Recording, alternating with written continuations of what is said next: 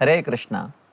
नमो विष्णुपदाय कृष्णप्रेष्ठाय भूतले श्रीमते भक्तिवेदांत स्वामिनिति नामिने। नमस्ते सारस्वती देवे गौरवाणी प्रचारिणे निर्विशेष शून्यवादी पाश्चात्य देशधारिणे। जय श्री कृष्ण चैतन्य प्रभु नित्यानंद श्री अद्वैत गदाधर शिवासादि गौर भक्तवृंद। हरे कृष्णा कृष्णा कृष्णा हरे हरे, हरे राम राम राम हरे हरे। हरे Krishna. So welcome back to the third day of this course, Demystifying Raganuga Bhakti. So I'll do a quick recap of what we have seen on the first 2 days, and then we will move on to today's discussion. So we started, as you all know, this is primarily based on the book Bhakti Rasamrit Sindhu, the section on Raganuga Bhakti. This is covered in the 15th and 16th chapter of NOD by Srila Prabhupada. And this is the eastern wave, eastern section, second wave of Bhakti Rasamrit Sindhu. And in the second wave talks about both Vaidhi Sadhana and Raganuga Sadhana. Raganuga Sadhana is the second part of that. So we started by revisiting some old concepts to see the connection, how each definition is connected to the previous definition or the previous set of definitions that we were trying to understand.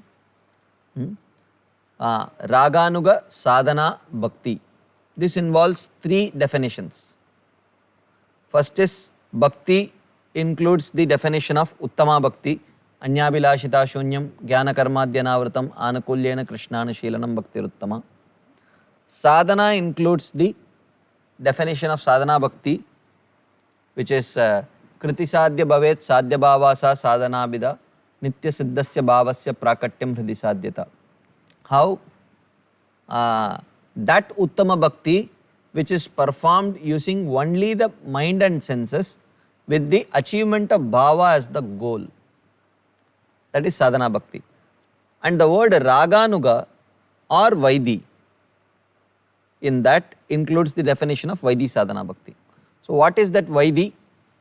Yatra raga anavaptatvat pravrittir upajayate shasanenaiva shastrasya sa Vaidhi Bhakti ruchyate.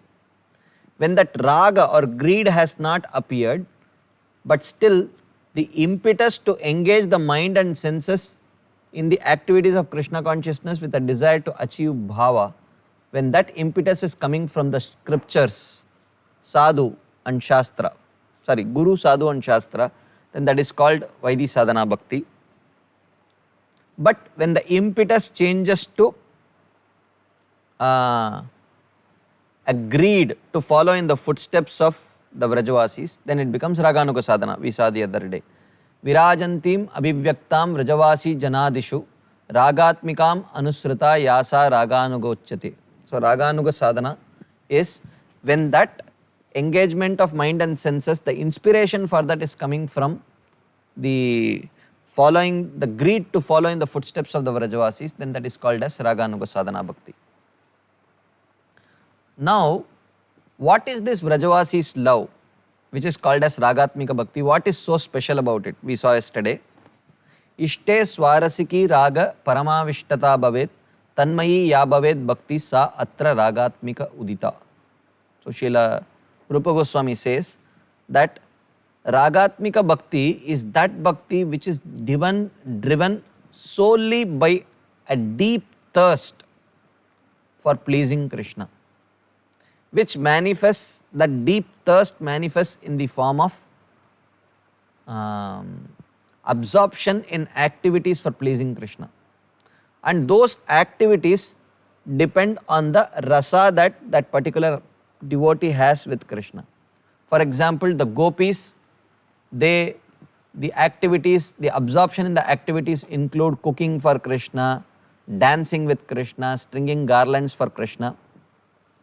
And in Vatsalya Bhav for Nanda Maharaj, Mother Yashoda, it takes that absorption manifests in activities like taking care of Krishna, churning butter for Krishna and things like that.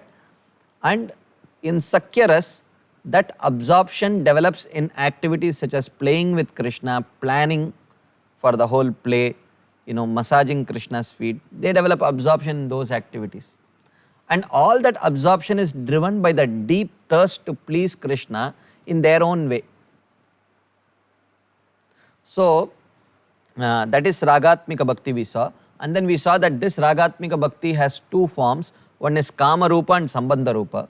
But of course, this Kama and Sambandha put together involve the four rasas: Dasya, Sakya, Vatsalya and Madhurya. But Kama Rupa or Madhurya Ras is separately discussed because it is the king of all rasas. And then the fifth part that we discussed was scriptural proofs for the two types of Ragatmika Bhakti. Srila Rupa Goswami quotes this conversation between Narada Muni and Yudhishthir Maharaj from the 7th canto of Srimad Bhagavatam. Kamad dveshad bayat snehad yata bhakteshware manah aveshya tadagam hitva bahavas tadgatim gataha. He mentioned that how many people, by absorbing their mind in Krishna in either conjugal affection or other affection through other relationships such as Dasya, Sakya and Vatsalya, or through Vaidhi Sadhana Bhakti, or through fear and hatred like in the case of Kamsa and Shishupal, everyone, because of the act of absorbing their mind on Krishna, they attained perfection, it is mentioned. And then the next verse he says, who are those people? Gopyak Kamad, Bhayat Kamso, Dveshat Chaidyadayo Nrupa, Sambandhad Vrishnaya Snehad Yoyam Bhaktya Vayam Vibho. Like that. So, Kamsa by fear, the gopis by conjugal affection, Shishupal by hatred, and the Vrishnis by Sneha Sambandha, by very affectionate relationship in the mode of Dasya, Sakya and Vatsalya. They all attained perfection. Then we discussed some subtopics based on these two verses. The first was, how is it mentioned here that the gopis and the Vrishnis attained love or attained perfection? Bahavas tad gatim gataha. Tad gatim gataha means they attained perfection. But these are all Nitya Siddhas. So what does it mean? So it means that in the Bhauma Leela, there is a particular, in the eternal Goloka Vrindavan, all these gopis are eternally having that kind of love with Krishna. But in the Bhauma Leela, the Krishna is born, then Krishna grows up, and at a particular time he achieves that age at which they can have relationships with Krishna. And before that they only hear about Krishna, and by hearing about Krishna they develop a deep attraction for him. So that stage is called as Purvarag in the case of Madhurya Rasa, and Utkantita in the case of the other rasas. So in the Bhauma Leela, with respect to Vrishnis and the gopis, it refers to this stage of either Purvarag or Utkantita. So in that sense only it should be understood. Otherwise these are all Nitya Siddha devotees of the Lord and they eternally have this mood. Then the next doubt that arose was, how is it that Narada Muni is telling that the gopis and the Vrishnis attained the same destination as Kamsa and Shishupal? The understanding is that it is like attaining the sunshine and the sun planet, or Brahma Jyoti and the spiritual world. So the devotees attain the spiritual world, whereas the demons who are killed by Krishna, because of their absorption, because of their mental absorption on Krishna, they become qualified to attain the spiritual world, just the Brahma Jyoti. That clarification was there. So therefore, the next theme was, actually those inimical to the Lord attain only Sayujya Mukti or merging in the Brahma Jyoti, whereas, and we saw some proofs for this, whereas his dear devotees attain his lotus feet. We saw the example of the gopis. Raga bandena kenapi tam bhajanto vrajantyami angri padma sudha prema rupas tasya priyajana. Tasya priyajana. those who are very devoted to Krishna, they attain Vrajanti Angri Padma Sudaha. They attain the lotus feet of Krishna, that is indicated. And we saw the example of this where the personified Shrutis, the Vedas personified, they offer this prayer and they express the desire that we would like to attain the same kind of mood that the gopis possess towards you, like that. Then we started discussing about Kamarupa Ragatmika Bhakti, the first of the two kinds of Ragatmika Bhakti. Ragatmika Bhakti, as we saw before, is the kind of special kind of love that is possessed only by the Vrajavasis. So Kamarupa Ragatmika Bhakti, we saw the definition.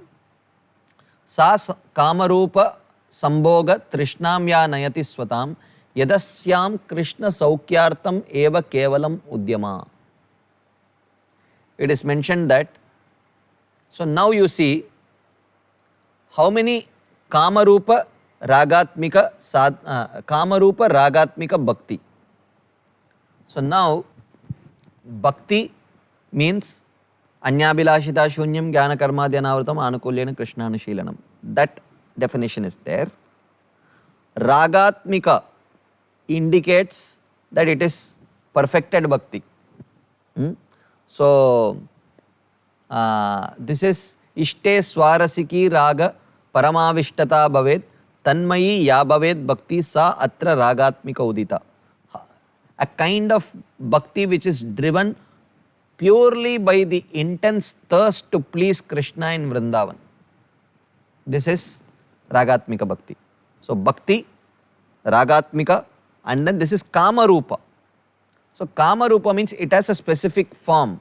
What is that form? That form is the form of conjugal attraction. The form is the form of conjugal attraction. So when that thirst for pleasing Krishna takes the nature of thirst for a conjugal relationship with Krishna, then it is called as Kama Rupa Raga Atmika Bhakti. So three definitions are involved in this one process.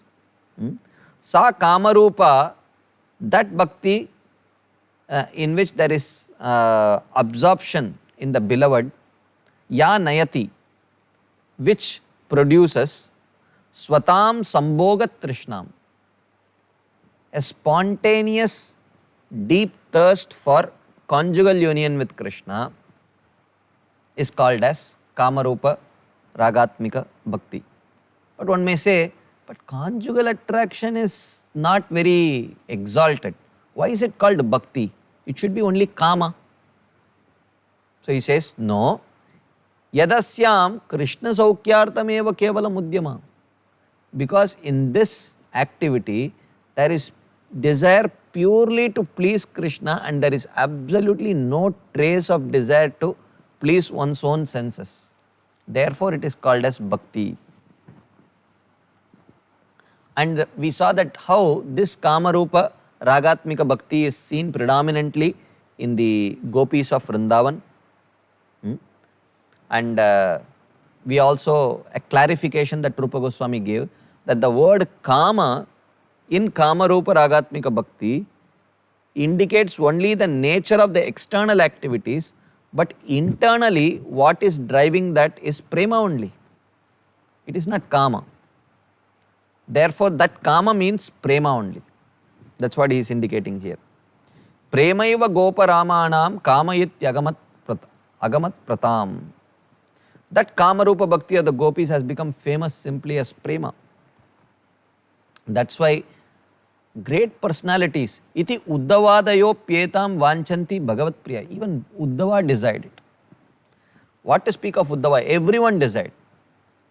But we also saw that what they desired was only the intensity of that love that the gopis had for Krishna and not the nature of that love.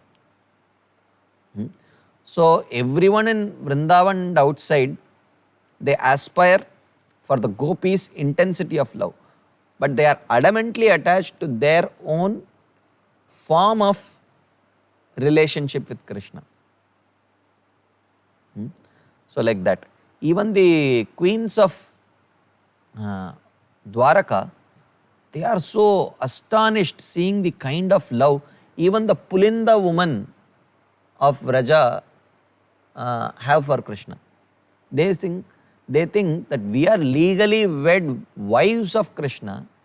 We don't have even a particle of that love that a common Pulinda woman in Vraja has for Krishna.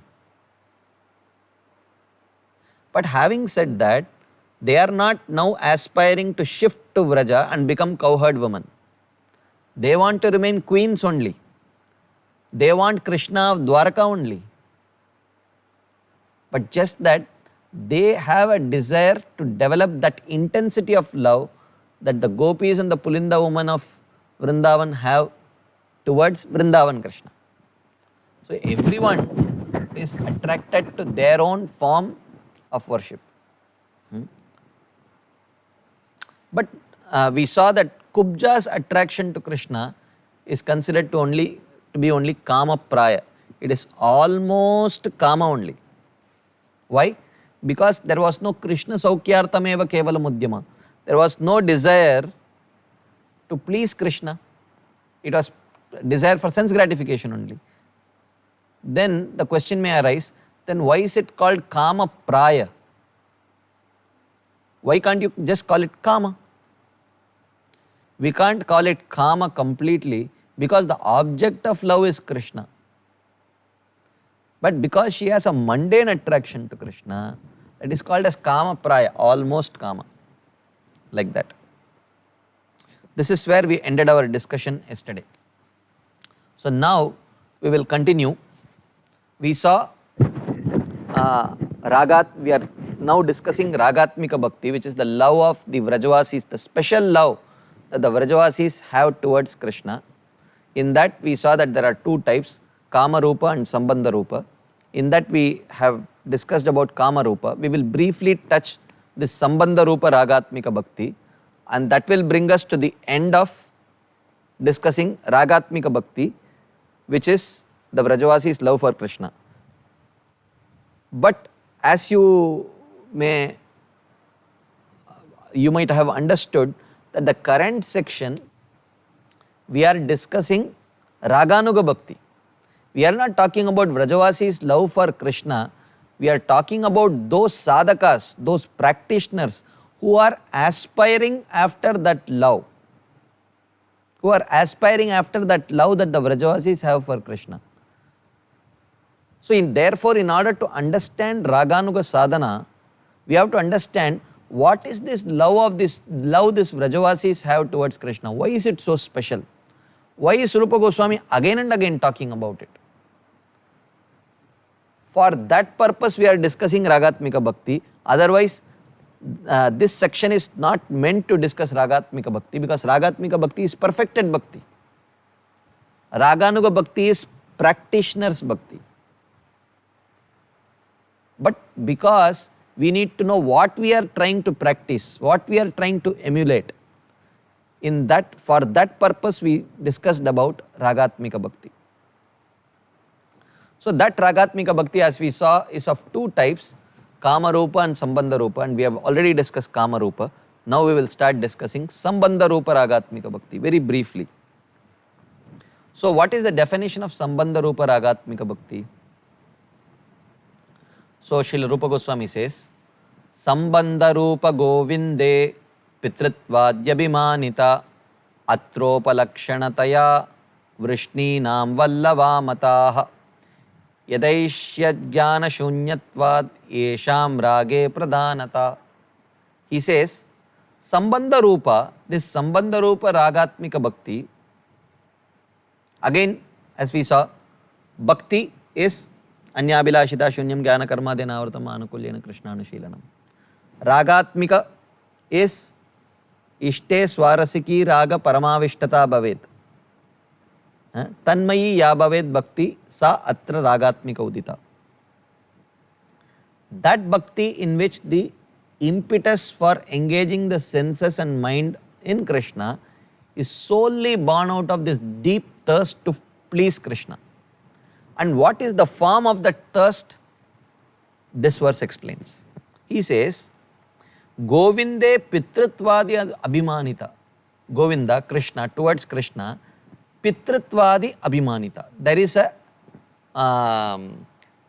absorption which takes the form of the father of Krishna, the mother of Krishna, the friend of Krishna, the servant of Krishna, these kind of relationships. It takes that form. Atra upalakshanataya vrishninam vallava mata. But one should not say then that Devaki and Vasudev fall within this category of Sambandha Rupa Ragatmika Bhakti. This refers only to the Vrajavasis because as we saw, the Vrajavasis' love for Krishna is special. How? Whether Aishwarya or opulence is displayed by Krishna or not displayed by Krishna, it does not affect their love for Krishna. When Aishwarya is displayed, it increases their love for Krishna. And when Aishwarya is not displayed, it still increases their love for Krishna. Which means display or non-display of Aishwarya is totally, it does not constitute the emotional development of these devotees of Vrindavan. So therefore, their love is special. So therefore, even though Pitritvadi Abhimanita, but still Uddhava will not fall within this category, Akrura will not fall within this category, Vasudeva and Devaki will not fall within this category. Then who will fall? Nanda Maharaj and Yashoda Mata, they will fall for Vatsalya. And the other elderly Gopas and Gopis, they will fall within the category of Vatsalya. Then there is Sridama, Subal, Madhumangal, they all will fall within the Sakyaras, which is also Sambandha Rupa. And then Raktak, Patrak and other such servants of Krishna, they will fall within the category of Dasyaras. So these devotees will fall within the Sambandha Rupa.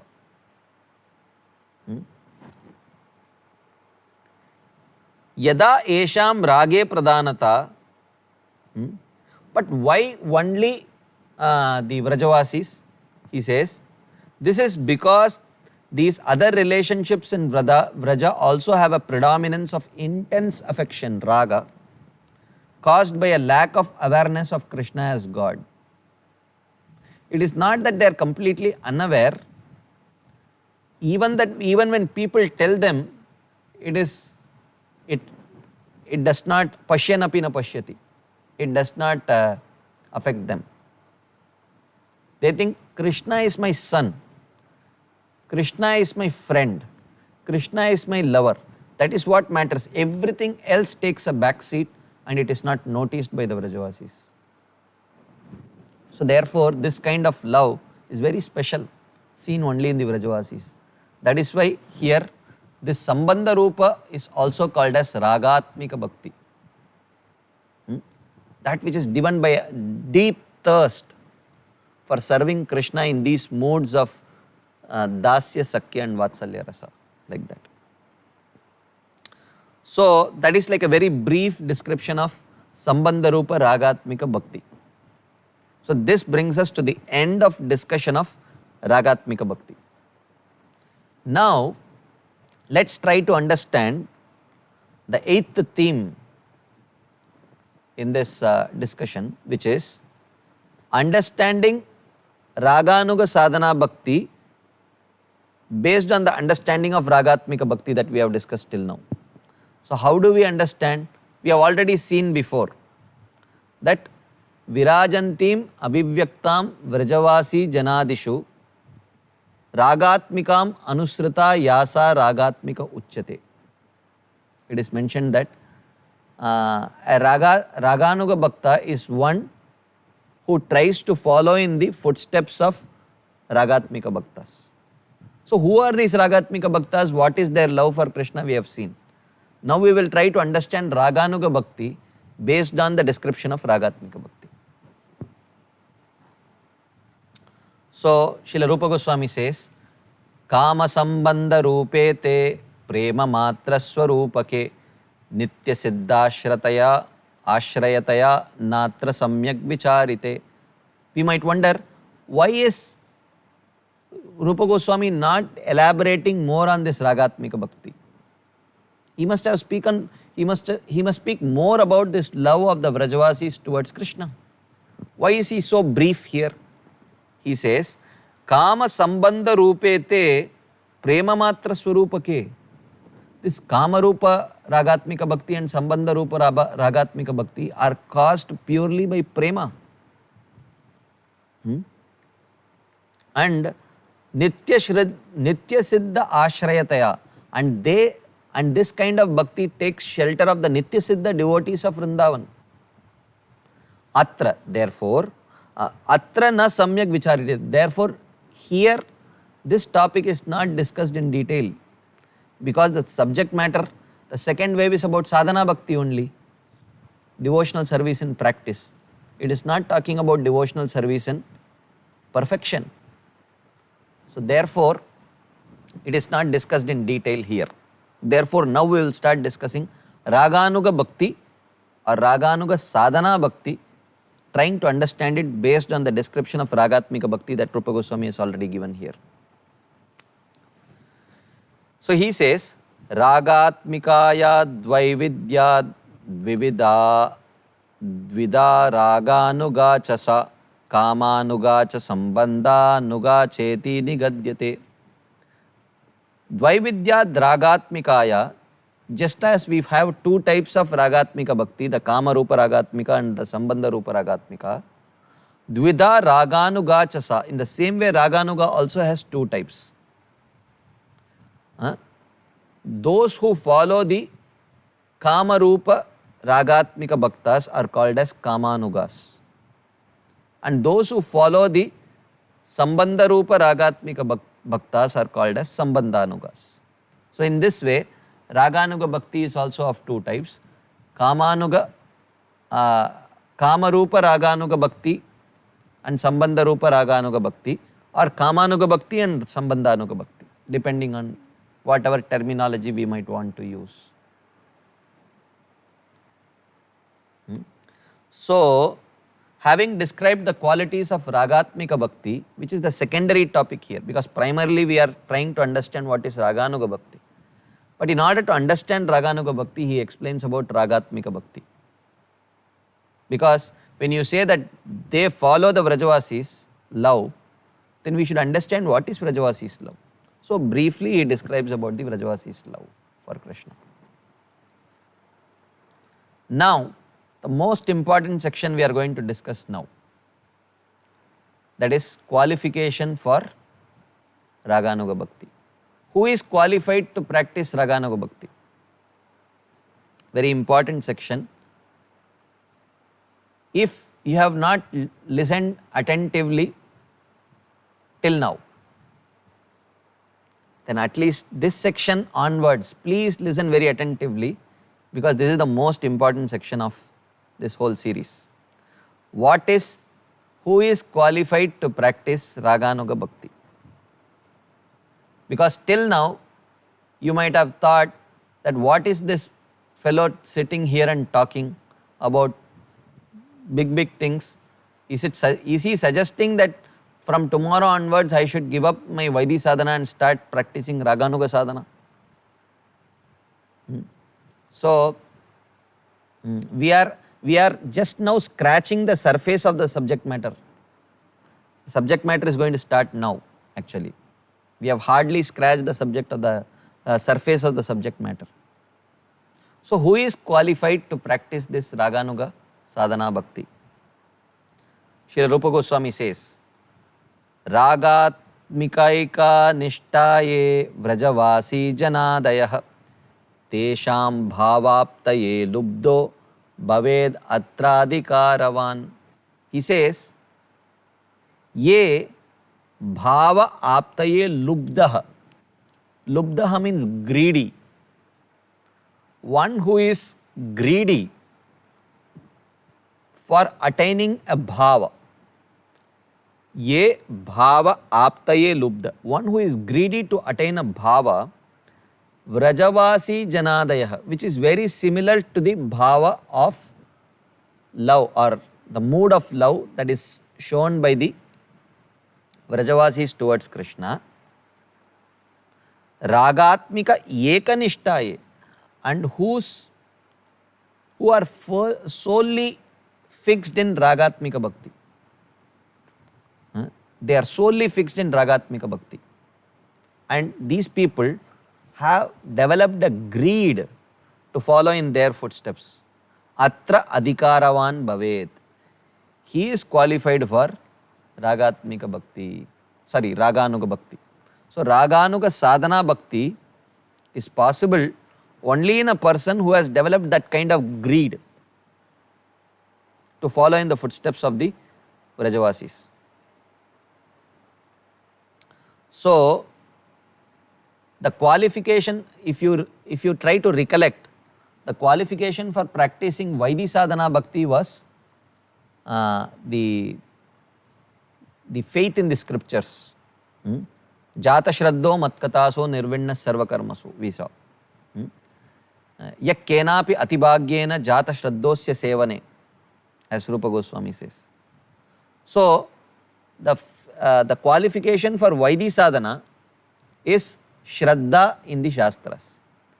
And the qualification here that is mentioned for Raganuga Sadhana is greed or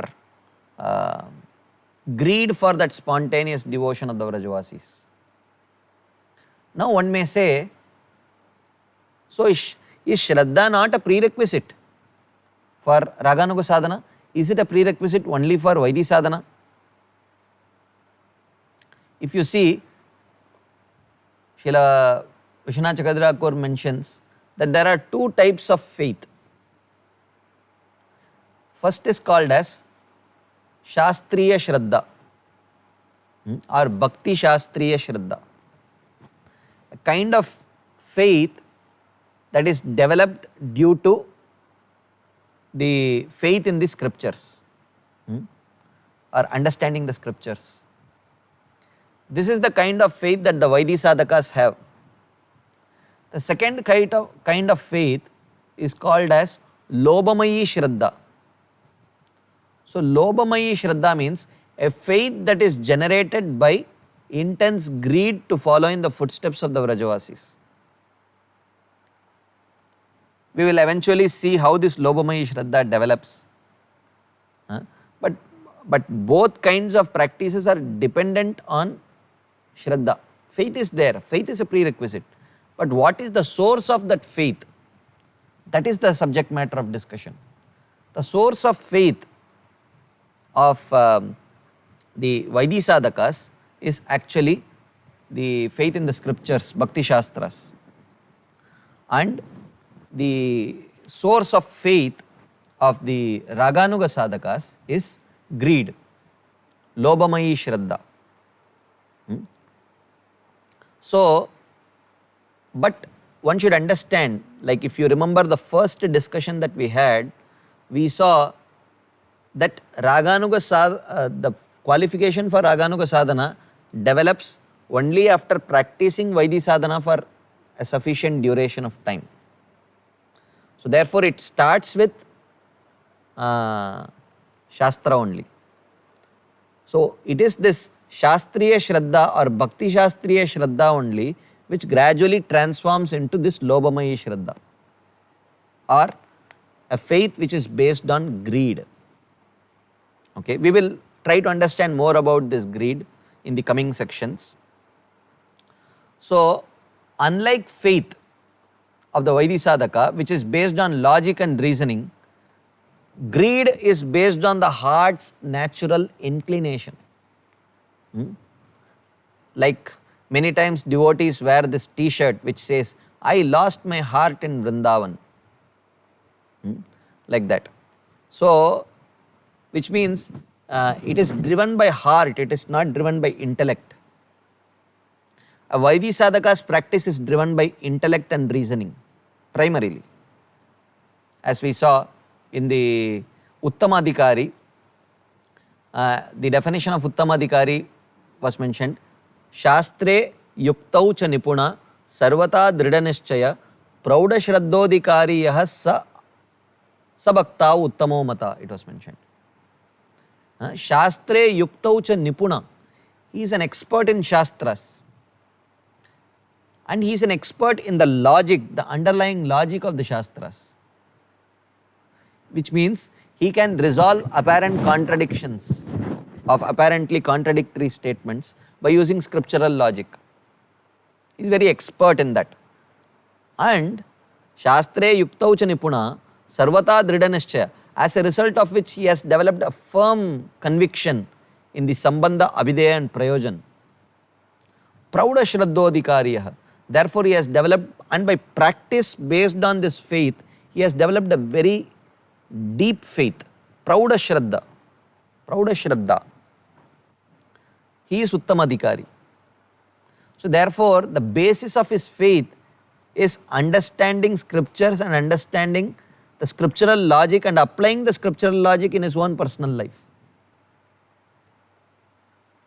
Whereas in the case of the Raganuga Sadhaka, when through that scriptural faith he comes to the 10th canto and reads about the Vrajavasis, he comes to the Chaitanya Charitamrita and studies about Chaitanya Mahaprabhu's appreciation of the Vrajavasis' love for Krishna, then gradually that greed to follow in the footsteps of the Vrajavasis awakens. And then that Bhakti Shastriya Shraddha transforms into Lobhamayi Shraddha. It is a gradual, organic, natural transition. Greed is the intense, natural desire of devotees for the service mood of the Vrajavasis. That is greed. What are they greedy for? They are greedy for the mood of the Vrajavasis, the mood of service that the Vrajavasis have for Krishna. So, although greed may have varying degrees of intensity, broadly speaking, it is of two types. Okay. So, greed is of two types. The kind of greed that the Vrajavasis have for Krishna, that is also called Lobha. It's not that the Vrajavasis don't have Lobha for Krishna. They have intense Lobha. That is called as Jata Rati Lobha. And the Raganuga Sadhakas, the practitioners, the kind of greed that they have is called as Ajata Rati Lobha. Greed which is present before one reaches the stage of Bhava and Prema, that is called as Ajata Rati Lobha. That is the Lobha which is present in Raganuga Sadhakas, practitioners. But in Siddhas, the Bhava Bhaktas and the Prema Bhaktas, the greed that they have is called as Jata Rati Lobha.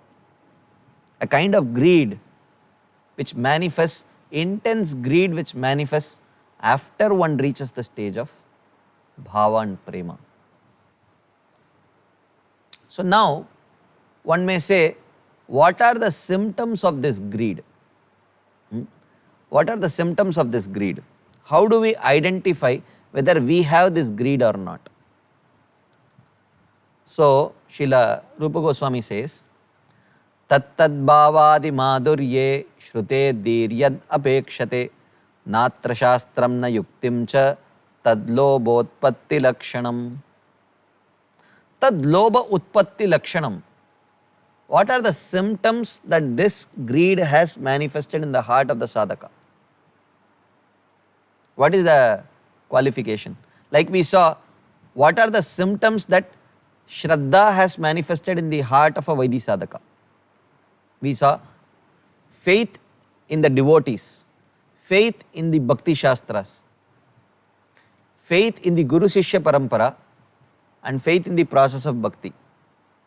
So when the person develops that faith, that these are the people with whom I want to spend my life, devotees. These are the books which can guide me towards achieving spiritual perfection. The Shastras, Bhakti Shastras. This parampara has not come to cheat me. It has come to guide me back home, back to Godhead. faith in the parampara. And the means of achieving perfection is Navada Bhakti. When he develops these 4 elements of faith, then the person is qualified for practicing Vaidhi sadhana. Similarly, what are the symptoms that the person has developed this greed, which is the qualification for entering into Raganuga sadhana? What are the symptoms of that greed? He says, Tad loba utpatti lakshanam. This appearance of greed is symptomatized by a few things. What are the few symptoms? Yad dhir na apekshate shastram ta yuktim cha. The intelligence is no longer controlled by the shastras and the shastric logic. Unlike the Vaidhi sadhaka, who is thinking, oh, what do the shastras say about this? Should I do it or not? What do the shastras say? What does my guru say? What do the sadhus say? This is his immediate thought process. But when this greed appears within the heart of the sadhaka, he no longer starts thinking in that direction.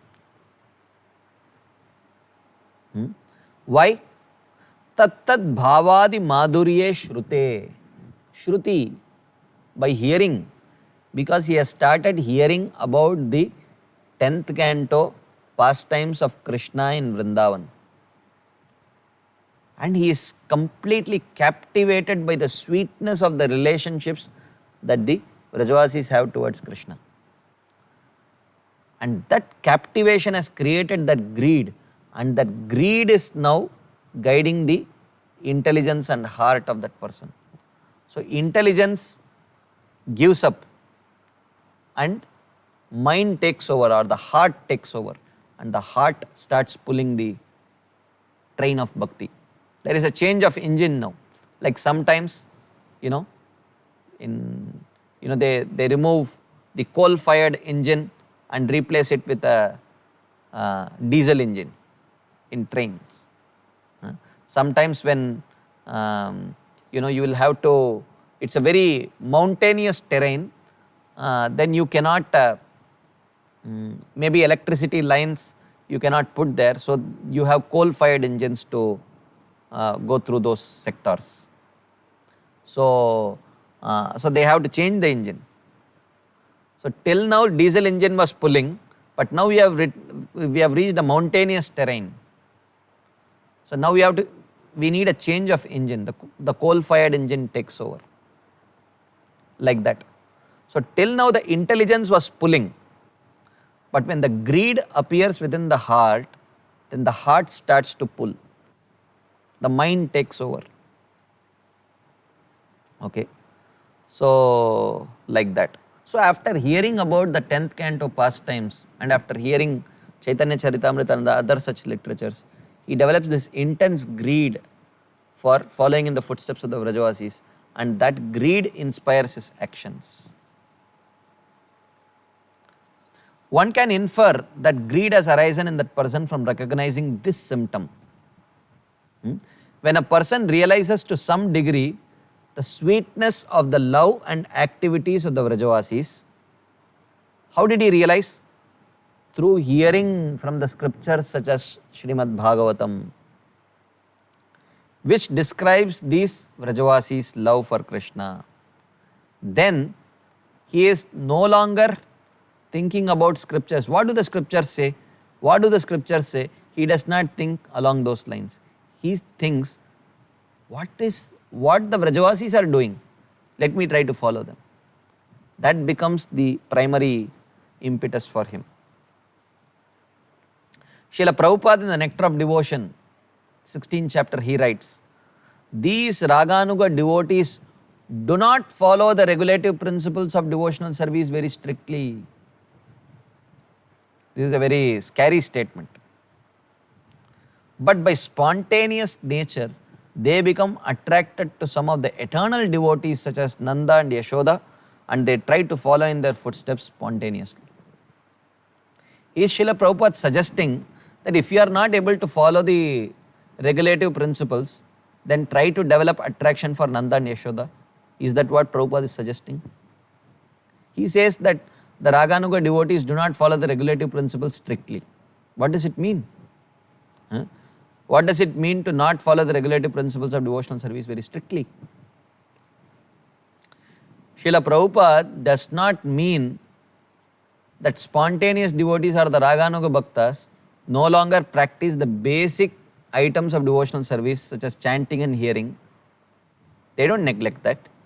Or it is not that they start indulging in meat eating, intoxication, illicit sex and gambling. Prabhupada is not talking about those regulative principles.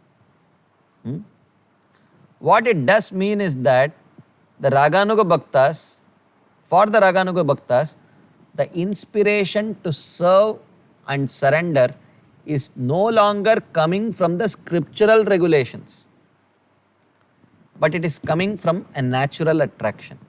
That is what it means. Like if you remember the first class, we saw the example of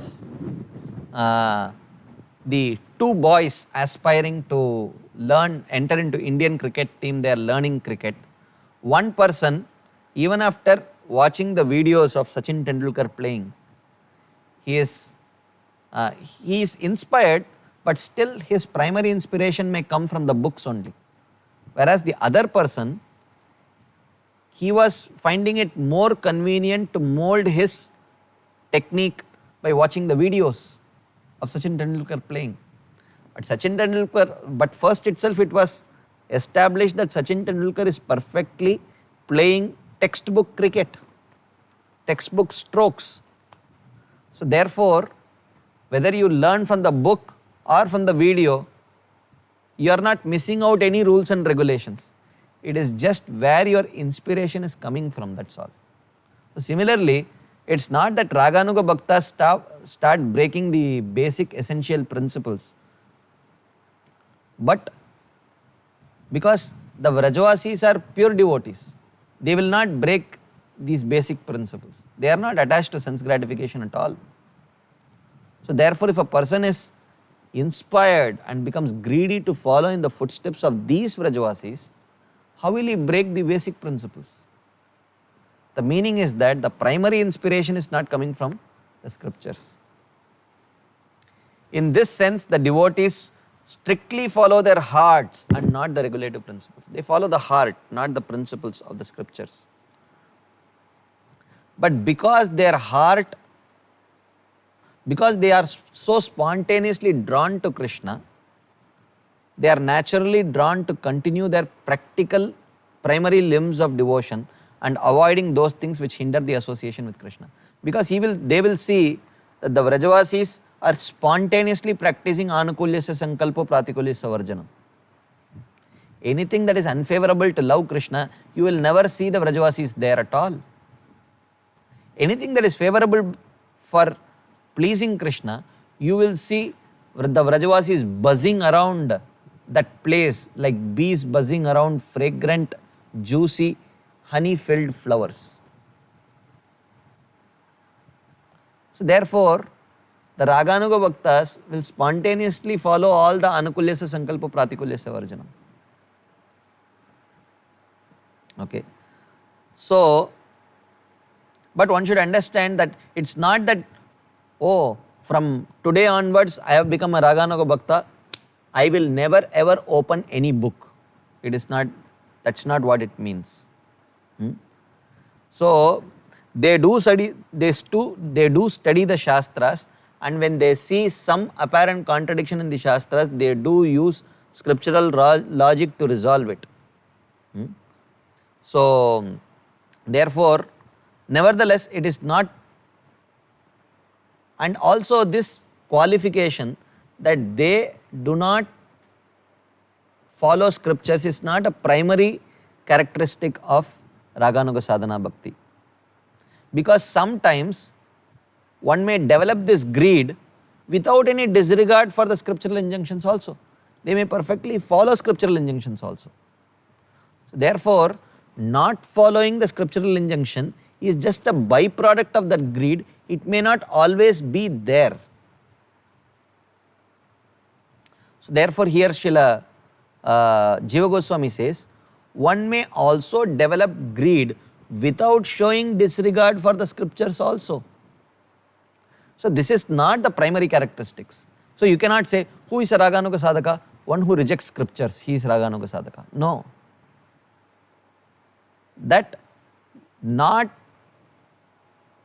getting inspiration from scriptures, primary inspiration from scriptures, is a byproduct of getting primary inspiration from greed. So therefore the secondary quality cannot be made primary. So you cannot say that a Raganuga Sadhaka is one who is not receiving any inspiration from, who does not follow scripture. That is a very wrong understanding actually. And Jiva Goswami is clarifying it here. So therefore, the symptoms of that greed is lack of, no longer is he asking, is it anukul for bhakti as prescribed by scriptures? That question he does not ask. Is it pratikul for bhakti as discouraged by the scriptures? That question also he does not ask. Then what question he asks? What do the Vrajavasis do?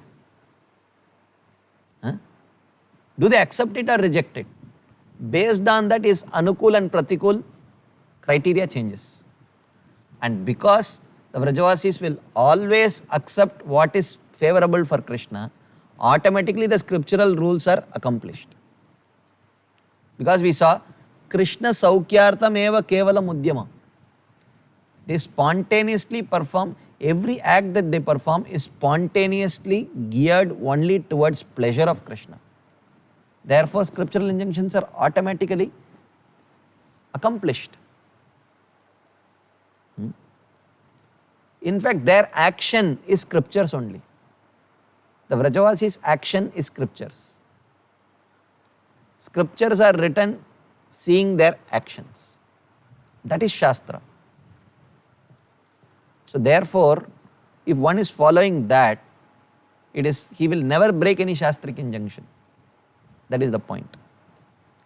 So now the question is, how does one develop this greed? What is the means of developing this greed? So, genuine greed is not easy to come by. Very difficult. It's not that, oh, from today I will become greedy. It's not like that. It may take millions of lifetimes to awaken. It cannot be invoked artificially.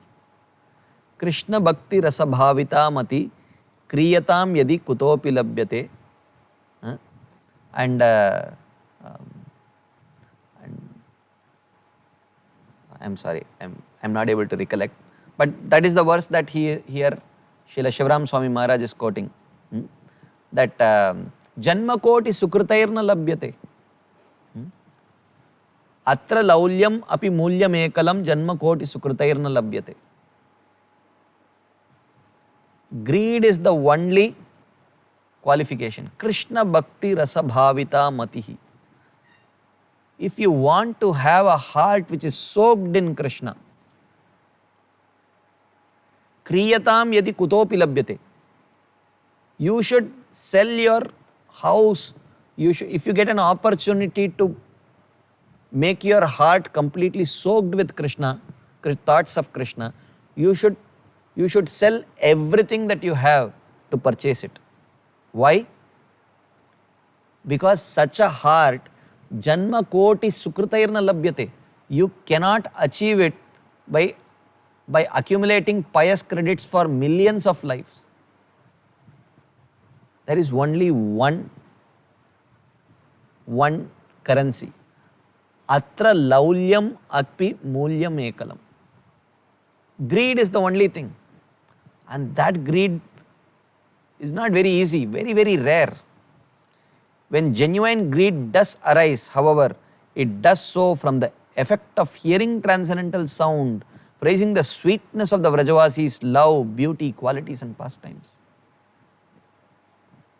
So, when we hear the 10th canto pastimes, but in order to hear 10th canto pastimes, as Prabhupada says, we have to hear the first 9 cantos in order. And before reading the first 9 cantos, we should hear Bhagavad Gita, Bhakti Rasamrit Sindhu, Ishopanishad, Nectar of Instruction, Upadeshamrita. So all these things when we hear and study systematically and try to imbibe in our heart, and then when we start Bhagavatam, first canto, second canto, third canto, in this way, when gradually when we reach 10th canto, then the pastimes of Krishna starts making some impact in our heart. Then when we hear about the Vrajavasis' love, beauty, qualities and pastimes, slowly that genuine greed starts developing. Such narrations are found first and foremost in Srimad Bhagavatam. Therefore, we should not be eager to read other scriptures whose conclusions may not be in line with the conclusions of Srimad Bhagavatam.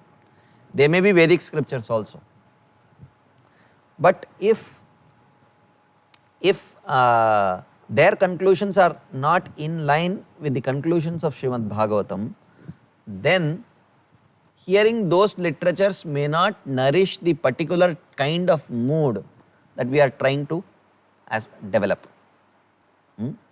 They are also found in books written by realized devotees. So this is not just Bhagavatam, but books written by realized devotees. This includes Bhakti Rasamrit Sindhu.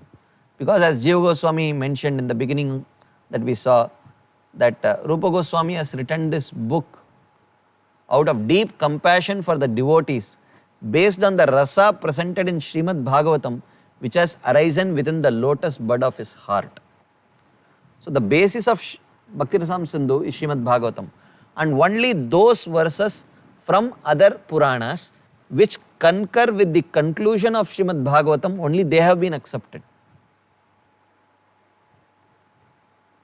And of course, based on Srimad Bhagavatam, other books also many acharyas have written in the line of Gaudiya Vaishnava Parampara. So therefore, if we want to nourish this particular mood, if our goal is Goloka Vrindavan, if our goal is to assist Radha and Krishna in Vrindavan, then it is only possible by studying the literatures which have been left behind by our acharyas in the Gaudiya Vaishnava Parampara only. So Srila Raghunath Das Goswami mentions in the Manas Siksha, in the, I think the 3rd verse of Manas Siksha, he says, Yadi cheravasam vrajabhuvi saragam pratijanur yuvadvandvam tachet paricharitumāradabhilashe swarupam shri rupam saganamiha tasyagrajamapi. Swarupam Shri Rupam Saganam Iha Tasyagrajamapi Sputam Premna Nityam. Sputam Premna Nityam Smara Nama Tadatvam Nanumana, he says. That Yadi Cher Avasam Vrajabhuvi Saragam Pratijanur. My dear mind, is it your desire to stay in Vrindavan life after life with great attachment for Vrindavan? Do you want to develop attraction to Vrindavan? Do you want to develop attraction to Vrajavasis? And life after life stay in Vrindavan? And do what? Yuvad dvandvam tachet paricharitum arad abhilashehe. If you want to stay in Vrindavan and desire to serve Radha and Krishna with great love and affection, the path is very narrow, only one path. Swarupam Shri Rupam Saganam Iha Tasyagrajamapi. You have to gratefully accept the writings left behind by Swarup Damodar Goswami, and in his footsteps Rupa Goswami, Sanatan Goswami and the other Goswami associates of Chaitanya Mahaprabhu. Swarupam Shri Rupam Saganamiha Tasyagrajamapi sputam premna nityam smara nama tadatvam manayita. You have to gratefully remember them, gratefully study them, and gratefully try to follow in their footsteps. That is the only way of achieving this kind of love that is being described here.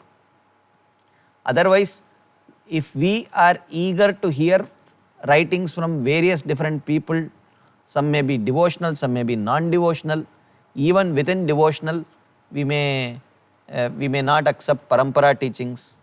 Even within parampara teachings, if we are searching from different paramparas, sometimes for inspiration we may read little bit, but if primarily we are reading other parampara teachings, then the other parampara teachings may not necessarily nourish the particular mood that we are trying to cultivate. So we are not against other paramparas, we glorify other paramparas, we offer obeisances to the sincere practitioners of any bona fide Vaishnava parampara, but for our own personal nourishment, the books that we should sincerely take shelter are the books left by our own acharyas. Otherwise, devotion will be nourished, but the particular mood may not be nourished. If it is all right for us, we can, that is no problem. But if we are aspiring for a particular mood, we should read those literatures which nourish that mood. And if you see in other sampradayas, the sincere followers of other sampradayas, be it Sri Vaishnava Sampradaya or Madhva Sampradaya, they are very chaste to the writings of their own acharyas. And that is how these sampradayas have managed to exist and survive for thousands of years. Chastity to their own acharyas' writings. So if ISKCON and the Gaudiya Vaishnava Sampradaya has to survive for thousands of years to come, this is only possible. One of the main things that we need to follow is to remain chaste to the writings of our acharyas in order to retain and protect the mood that is being, that Chaitanya Mahaprabhu came to give. So therefore, it is very important. So they are also found in books written by realized devotees. Vaishnava acharyas including Srila Prabhupada add that seeing and serving Krishna's beautiful deity form has a similar effect of awakening greed. So taking darshan of the deities regularly, personally serving the deities on a regular basis, this also inspires that kind of greed. Very, very powerful process. And of course, visiting the dhams in which Krishna has performed pastimes. Gaura Amar Jesabastane Koralo Brahmana Range, Sesabastana Heribo Ami Pranayi Bhakata Sange. Visiting the dhams in which Krishna performed pastimes and visited by Chaitanya Mahaprabhu, and we have to ensure that we visit these dhams not alone but in the association of other devotees who have deep attachment and affection for the Vrajavasis, for Chaitanya Mahaprabhu and Chaitanya Mahaprabhu's mood of serving Radha and Krishna in Vrindavan. So if in their association we visit these dhams, hear about these pastimes from their lotus mouths, then it will act as in a powerful way to inspire that kind of greed. This is the most important question. At what stage does this greed develop? Because we may say, "Arey, this sounds very interesting. I think I really love the pastimes in Krishna book. I have read it many times. And Krishna book is my favorite book. And in Bhagavatam, 10th canto is my favorite. So I think I am qualified for Raganuga. So maybe I should start practicing Raganuga Sadhana Bhakti. So here Srila Rupa Goswami indicates at what stage does this greed develop. So this is from the book Shuddha Bhakti Chintamani by Srila Shivaram Swami Maharaj. He mentions, devotees qualified to make the transition between Vaidhi and Raganuga Bhakti must be at the stage of Nishta and must have given up attachment to things that divert the mind from service to Krishna. At least they must be at the stage of Nishta. Then if one is at the stage of Nishta, then he is qualified to develop that kind of greed. But any kind of greed which exists before one reaches the stage of Nishta is considered to be just a semblance of greed. Lobha abhas, it is not true lobha.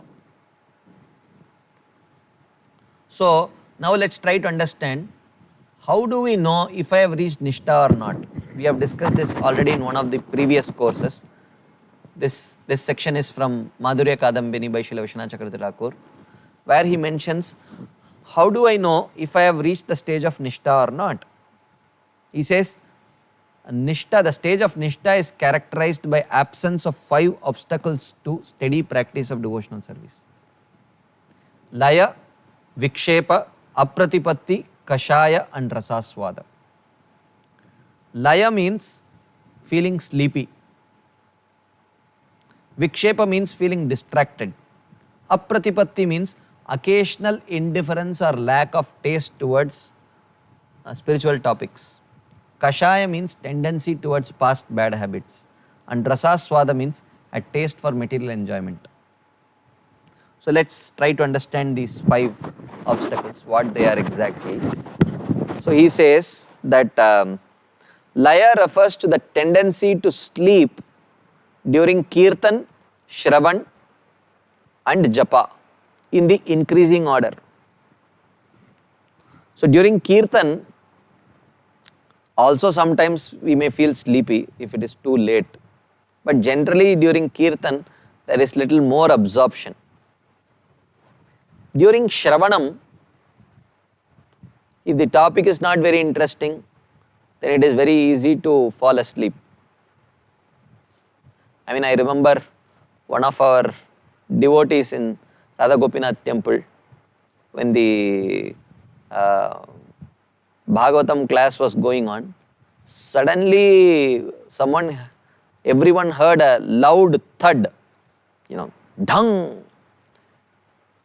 And we saw that one of the devotees was feeling so sleepy that literally he was sitting cross-legged and then he fell like this.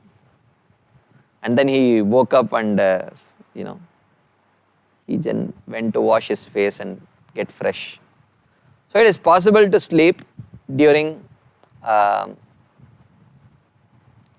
Shravanam, but it is extremely conducive to sleep during Japa. Because in Japa, it is the same mantra, same monotonous mantra. At least in Shravanam, every day there is a different speaker, and every speaker may have his own flavor, his own. So there is something novel to look forward to in Shravanam. But in the case of Japa, it is the same mantra and the same speaker also. Yourself, you have to hear your own chanting every day. So the tendency towards sleeping is very strong in Japa. So this is the first obstacle. If you are feeling sleepy during any of these 3 things, then we have not yet reached the stage of Nishta. We are still work in progress. Next is Vikshepa. Vikshepa means while performing Japa or while performing hearing or while performing some other service, if we are distracted towards mundane topics, then that is called as Vikshepa, distraction. Like gossiping during some service or chanting like that. The third is called as apratipatti. Apratipatti means occasional lack of taste.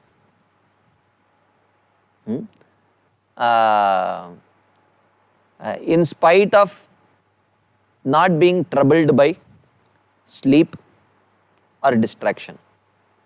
Like sometimes someone may say, Prabhu, I see that you are free now. I am also free. Come, let's chant some extra rounds or let's hear some lecture like that. And the person may feel, oh, no, not right now. You can move ahead. And you may say, why? Are you feeling tired? Or are you feeling distracted? Is something troubling your mind? Say, no, I'm feeling fresh, I'm feeling all right, and nothing is troubling my mind. Then why can't you just join me for japa? Oh, don't feel like, I would rather do something else. So this occasional lack of taste is called as apratipatti. And the fourth symptom is kashaya. Kashaya means bad habits. The tendency to indulge in old bad habits inspired by Rajogun and Tamogun indicates that the person has not yet reached the stage of Nishta. And Rasaswada indicates the inability to absorb in Krishna conscious activities when there is an opportunity for sense gratification. Like suddenly you are chanting japa and immediately you see that for prasadam there is some kheer and some rasmalai and rasgulla which is going in a bucket to be distributed. So we think that japa can wait. Prasadam is also devotional service only. We may think like that. So like that, when there is an opportunity for material sense gratification, then the absorption in Krishna conscious activities becomes slackened. So this is called as rasaswada. So as long as one is troubled by these 5 obstacles, then we are not yet in the stage of Nishta. So these 5 obstacles actually indicate the predominance of Rajogun and Tamogun. But Nishta is characterized by absence of the influence of Rajogun and Tamogun. As Bhagavatam says, Tada rajas tamobhava kamalobhadayaschaye chetayeter anaviddam sthitam sattve prasidati. Rajas tamobhava kamalobhadayaschaye chetayeter anaviddam. So the stage of Nishta is characterized by absence of the influence of Rajogun and Tamogun, whose symptoms are lust, greed, etc. Lust, greed, anger, kama, lobha, dayaschaye, like that. So for those who have not yet reached this stage of Nishta, which is characterized by absence of these 5 symptoms, if he senses some greed in his heart, that greed is only lobha abhas, it is only a shadow of greed, it is not real greed. So therefore that person should understand that no, I am not yet qualified for Raganuga Sadhana Bhakti. While the path is open for everyone, but only qualified persons can enter. So after the stage of Anartha Nivritti, when these obstacles are almost completely destroyed, one achieves steadiness. Almost completely when these obstacles are gone, then one can practice bhakti steadily. Then we have reached the stage of Nishta. Thus the symptom of Nishta is the absence of the above mentioned obstacles. So if one has not achieved this removal of these 5 obstacles, then we can be sure that we have not yet reached Nishta.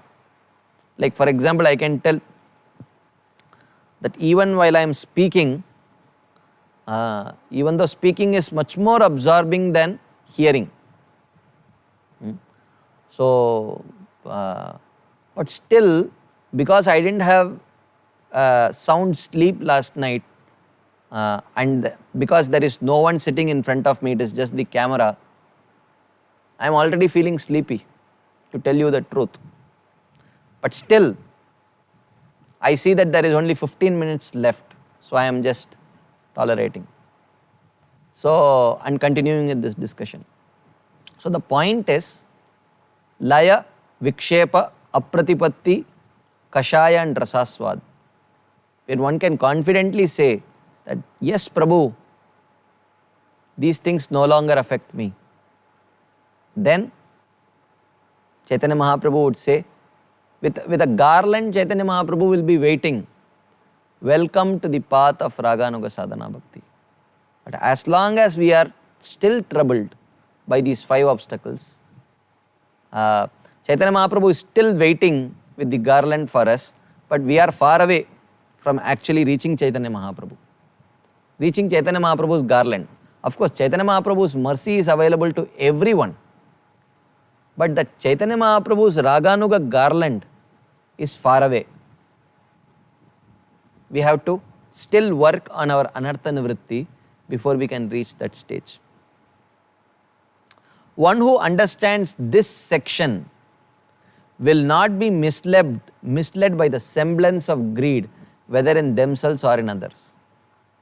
So therefore,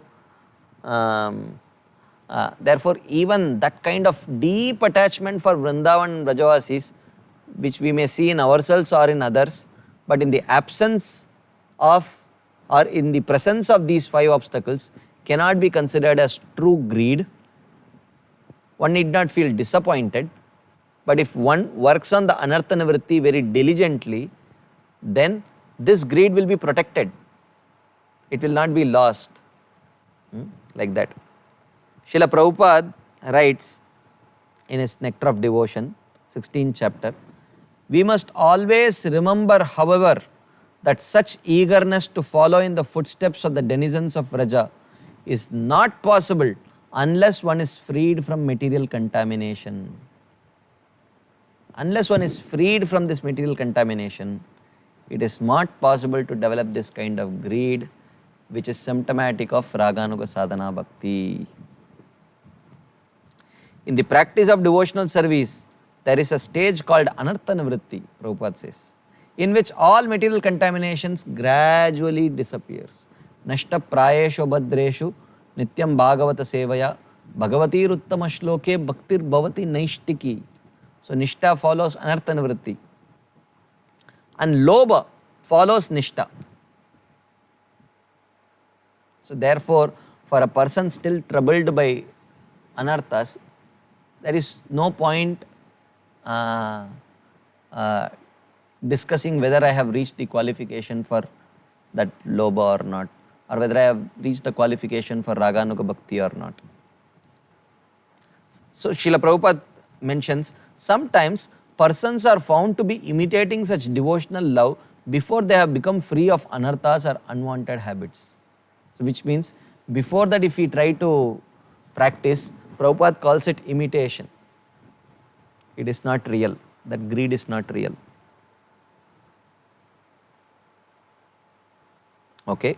So that is about the symptoms of that greed. I mean, who is qualified? At what stage of sadhana bhakti do we attain this qualification for Raganuga sadhana? So once we receive that greed, then that person who has received that greed, which is the qualification for Raganuga sadhana bhakti, is not dependent on scriptures. But till when does a Vaidhi sadhaka, till when is he dependent on the scriptures? Srila Rupa Goswami says, till bhava. Till he reaches bhava, where bhava is the stage of spontaneous devotional service, he is qualified. At that stage he can give up the guidance of the scriptures. Srila Rupa Goswami says, Vaida Bhakti Adhikari tu Bhava Avirbhavana Avadhi Atra Shastram Tata Tarkam Anukulam Apekshate. He says that Vaida Bhakti Adhikari tu, but a Vaidhi Bhakti Adhikari, Bhava Avirbhavana Avadhi, till he reaches the stage of bhava, atra shastram tata tarkam anukulam apekshate. He should consider scriptures and the logic of the scriptures, which means basically bhakti shastras and the scriptural logic, to be favorable. He should not give up till he reaches bhava. He should consider the guidance of the scriptures very favorable for his devotional development. He should not prematurely give up the shastras. Because of following after the ragatmikas, those practicing raganuga bhakti practice bhakti with no limitations. Because the ragatmika bhaktas are the Vrajavasis are the perfect followers of scriptures, the raganuga who has developed that greed, when he follows, he has no need for following the scriptures. So, which means after Nishta, at any time, a Raganuga sadhaka may give up being guided by the scriptures. But is there a limit to how long those practicing Vaidhi Bhakti should depend on the scriptural rules? Yes, this verse says, Bhava avirbhavana avadhi atra shastram tata tarkam anukulam apekshate. So till he reaches the stage of bhava, one should understand that he is dependent on the scriptures. But at the stage of bhava or rati, the devotee, because of complete anartha nivritti, he will not commit any sin by his nature. Therefore, he would not have to consider the rules of the scriptures. But even though a Vaidhi sadhaka can also reach the stage of bhava, and a Raganuga sadhaka can also reach the stage of bhava, but the nature of these two bhavas is different. That bhava which is born out of a practice of Vaidhi sadhana bhakti, it is not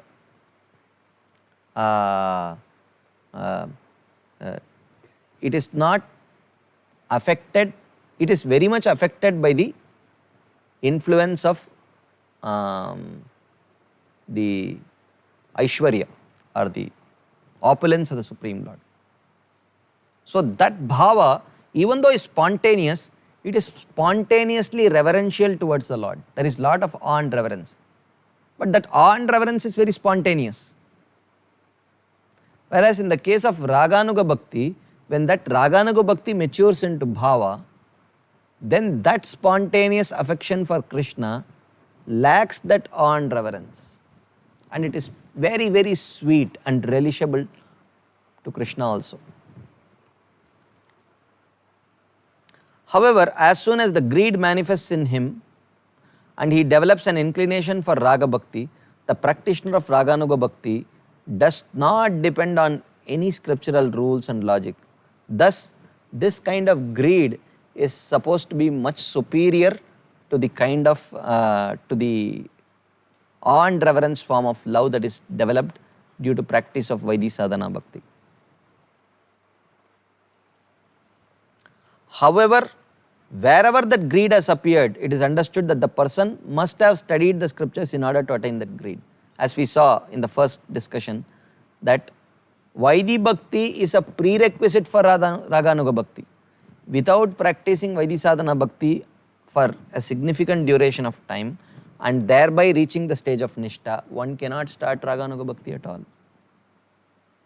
So therefore, Vaidhi Bhakti means, at least while he was practicing Vaidhi Bhakti, he must have been following the scriptures. So in this way, as we discussed, the Bhakti Shastriya Shraddha gradually transforms into Lobhamayi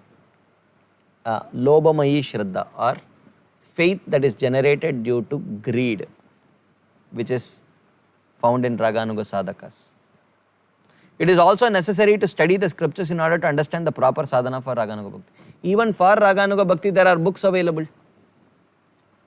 So one cannot be averse to reading books. It is just that the nature of books and where the primary inspiration is coming from, that matters, that changes. But in order to understand what is the proper procedure of practicing Raganuga sadhana, one has to follow the scriptures describing Raganuga sadhana. like that. So now we have almost we have completed this point of qualification for a who is qualified to practice Raganuga Sadhana Bhakti. It was an elaborate discussion. I will do a quick recap of what we have seen till now. So just hold on for a second while I just scroll back.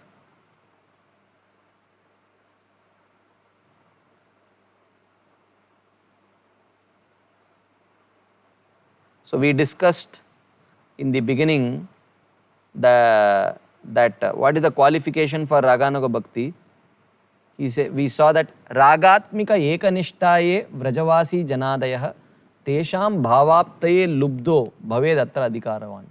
So it is that greed for following the footsteps of the Vrajavasis, that is the symptom. And then we also saw that what is the symptom of this greed. We saw that the symptom of this greed is that the intelligence is no longer dependent on the rules of the scriptures, and instead of intelligence the heart starts dictating his activities. So that greed. So that is the symptom of that greed. But we also saw that it's not that such people do not follow the scriptural rules. The scriptural rules are automatically followed because their heart is attached to the Vrajavasis, and the Vrajavasis don't do any sinful activity. They are completely perfected devotees. So in this way it is automatically accomplished. But at the same time we should not say that non-attachment to following the scriptural rules is the primary symptom of this greed. It is not the primary symptom. Sometimes greed may appear without that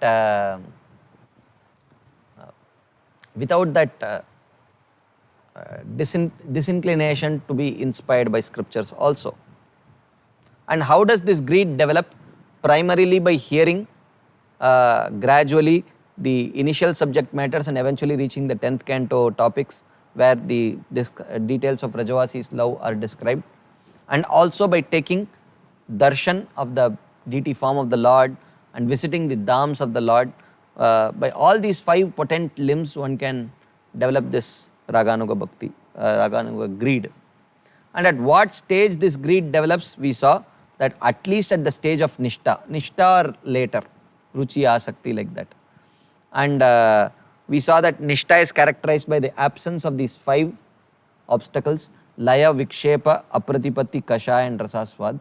If one has overcome these 5, then one has reached the stage of Nishtha. Then one may develop this kind of greed. It is not compulsory. So therefore one who understands this section will not be misled by the semblance of greed which they may see in themselves or in others also. And